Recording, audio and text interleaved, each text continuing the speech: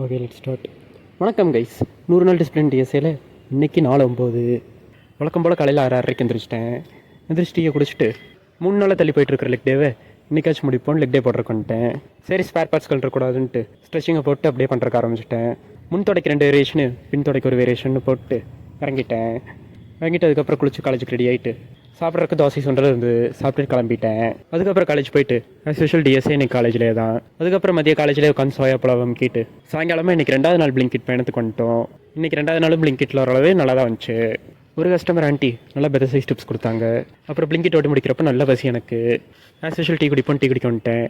அதே கேப்பில் சைடில் ஒரு சமோசாவையும் அமுக்கிட்டேன். அதுக்கப்புறம் வீட்டுக்கு போய் குளிச்சு ரிஃப்ரெஷ் ஆகிட்டு இன்னும் பசி இருந்துச்சுன்னு கொஞ்சம் நல்லா பெரிய டின்னர் அமுக்கிறக்க ஆரம்பிச்சிட்டேன். கொஞ்சம் மசாலா தோசை, கொஞ்சம் ஆப்பம், கொஞ்சம் சாப்பாடு, கொஞ்சம் சோயா. ஆனால் என்ன தெரில இவ்வளோ முக்கிய லைட்டாக பசி இருந்துச்சு. அதுக்கப்புறம் சம்மந்தமே இல்லாமல் நைட்டு ஒரு 10-10:30 உட்காந்து டீயும் தேங்காய் பண்ணி சாப்பிட்டுட்டு இருந்தேன். அப்புறம் சரி நம்மளை விட்டால் என்ன சாப்பிட்டுட்ருப்போம், இனியாச்சும் தூங்குவோன்னு நாளை முடிச்சுக்கிட்டேன். நாளைக்கு பார்ப்போம் கைஸ். பிஷ்க்.